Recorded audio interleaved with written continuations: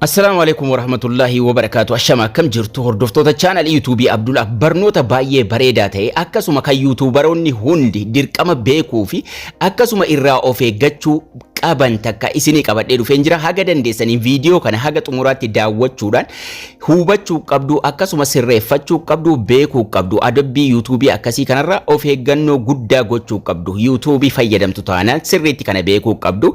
YouTube YPP maalinni YPP jedhee adabee waan jedhu namni takka na gaafatee jira. Akkasuma osoo jarri namatti hin himin adabbii akkasii kana namarra kaahuu maal jechuudha waan jedhu ifa nuu godhi warningiin adabbii namatti ni fidaa waan jedhu dabalate gaaffii takka na gaafatee jira. YPP jechuudhumti maal jechuudha isa jedhu irraa eegalla. Dirqama viidiyoon kun hunda keessan isin barbaachisa. Kanaafu YouTube maaliif yeroo tokko tokko adabbii osoo warningii hin qabaatin osoo copyright hin qabaatin adabbii callisee namatti fiduu danda'a.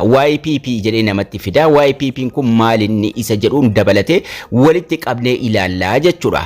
Kanaafu adabbiilee adda addaa jiru. Adabbii kana keessa ka osoo isin hin beekin osoo waa balleessuu keessan hin beekin osoo waan bade hin beekin adabbiin isinitti dhufuu danda'a jechuudha. Kana jechuun chaanaaliin keessan maallaqa hisaabaa jiru maallaqni isinirraa ka'u akkasuma warri monetizii ta'uu barbaadanis monetization sunis isinirraa ka'uu danda'a jechuudha. Kanaafu YouTube partner program irraa kana YPP jechuun maal jechuudha isa jedhurraa.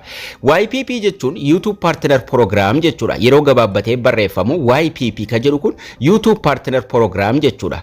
YouTube partner program jechuun afaan biraatiin YouTube partner programii ta'uuf hundi keessan dalaydu yeroo sa'a guuttattanii subscribe guuttattanii akkasuma waan mara guuttanii YouTube monetization ergattan YouTube partner programii itti seenuuf yookaan gara kaffaltiitti seenuuf monetization formii isaa guunnaa jechuudha. Jarri immoo sana ilaaluudhaan YouTube partner programii itti simatamuu keenyaaf dhiisuu keenya nuuf himu jechuudha. Kana kara lamaan nuuf himu YouTube partner programii yookaan immoo YPP'n isin hin simannee nuun jedha yookaan immoo gara sanatti hin simatamne hin makamne jechuudha monetizing taane jechuudhaaf.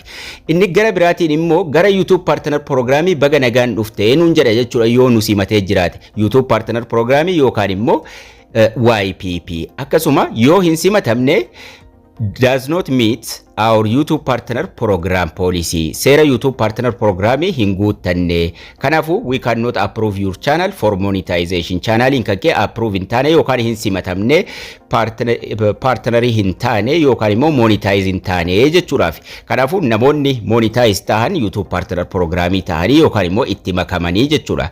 Warri hin taane immoo warri adabaman adabbiin irra jiru YouTube partner programii keessaa bahanii yookaan immoo itti hin adabamanii jechuudha. Akkasuma yero simatamnus congratulations you've been approved to join the YouTube partner program. YouTube partner program yookaan immoo YPP ti simatamtee nuun jedhee congratulations nuun jedhaa jechuudha yoo simatamne. Yoo keessaa baane immoo YouTube partner program seera isaa ulaagaa isaa hin guuttanne seera YouTube hin guuttanne kanaafu monetization itti hin makamne jechuudhaafi. So YouTube partner program jechuun egaa gabaabbatee yeroo barreeffamu YPP dha. Wanni YouTube nama adabuuf maali? Akkasuma wanni subscribe monetization namarraa kaasu maali? Akkasuma warri yeroo monetization ergattan ka YouTube partner programii akka nu hin makamne kan nu godhu maali? Isa jedhu gabaabseen daqiiqaa xiqqoo keessatti isinitti agarsiisuuf yaalaa jechuudha. Adabbiilee jiran keessaa copyright claim, copyright strike, community guidelines, copyright claim yoo dhibbayyuu qabaattan chaanaalii keessan irratti dhiibbaa fiduu hin danda'u waliin monetization ta'uu dandeessu. Akkasuma video tokko yoo ka'ee copyright claim qabaate murtanii keessaa baasuu dandeessu, sagalee gidduudha balleessuu dandeessu, akka feetanitti sirreessuu dandeessu. Garuu copyright claim wajjin monetization ta'uu dandeessu sanaaf isin adabuu hin danda'u. Video tokko qofa irratti miidhaa fidaa jechuudha. Kana jechuun video sanarraa qofa maallaqa argachuu hin dandeenyu. Chaanaalii keenya irratti dhiibbaa inni fidu tokko hin jiru jechuudha. Itti aanee copyright strike jira. Copyright strike kun dhiibbaa chaanaalii keenya irratti fida. Dhiibbaa inni chaanaalii keenya irratti fidu yeroo tokko video nama guutuu fudhattanii maxxanfattanii video abbaan sun strike isinitti ergee videoon sun take down yoo godhame YouTubein isinirraa balleessa video san irraa remove godhaa jechuudha. Tokko lama sadii jedhee lakkaa. Bultii 90 keessatti yoo yeroo sadii isinitti dhufe YouTubein keessan guutummaan guutuutti ni cufamaa jechuudha. Kanaafuu YouTube san deebitanii fayyadamuu hin dandeessan yoo abbaa sanaan dubbattanii isinirraa kaaseen ala tokko isinitti dhufnaan torban takkaaf waa post gochuu dandeessanii lama isinitti dhufnaan 10 takkaaf sadii isinitti dhufnaan bultii 90 keessatti chaanaaliin keessan ni cufamaa jechuudha. Sanaan ala chaanaaliin keessan monetize ta'uu danda'a.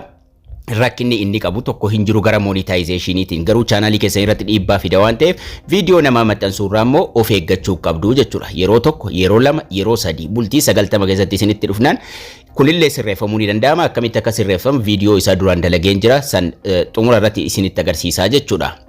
Kanaafuu copyright claiming waa takka rakkina hin qabu viidiyoo dhuma sanarraa maallaqa argachuu dandeessanii copyright striking garuu dhiibbaa chaanaalii keessa irratti fida waan ta'eef irraa of eeggachuu qabdu. Community guidelines ni jira. Community guidelines yoo seera YouTube cabsitan viidiyoo maxxansuun dhorkaa ta'e yoo maxxansitan innillee maal akka ta'e duraan bal'inaan barsiisee hin jira. So adabbii walumaa galatti adabbiin sadan kun ni jiru. Adabbii sadan kana ni argina. Copyright claiming ni argina, copyright striking ni argina, community guidelines ni argina. Copyright guidelines yoo lama ta'e warning nu fida. Warning sanarraa of eeggachuu qabna.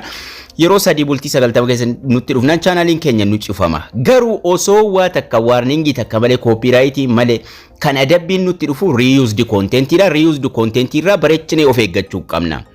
Reused content kun copyright claim hin jedhu, copyright strike hin jedhu, community guidelines miti. Reused jechuun wantoota namoonni baay'ee yeroo ta'e fayyadaman irra deebinee YouTube irratti fayyadamuudha. Kanaafuu reused content irraa bareechitanii of eeggachuu qabdu. Reused content kun wantoota interview adda addaa waan media adda addaa irratti dabarfate sana mummurreeffindee itti fayyadamuudha. Sana immoo duraan viidiyoo isaa dalageen jira. Chaanaalii kiyya jala seenuudhaan playlistii jala seenuudhaan playlistii jala seera YouTube sirriitti hubachuu qabdu tokkoffaa.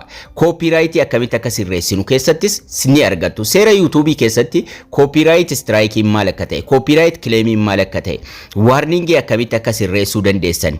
Akkasuma community guidelines maal akka ta'e sirriitti ifa godhee lafa kaa'een jira. Barnoota kana tokko lama jechuun hordofuudhaan maal takka dhorkaa ta'e maal takka eeyyamamaa ta'e hubachuu qabdu jechuudha. Inni kaan achuma playlistii jala akkaataa copyright itti sirreessan jala copyright claim akkamitti akka sirreessan, warning akkamitti akka sirreessan, copyright strike akkamitti akka sirreessan.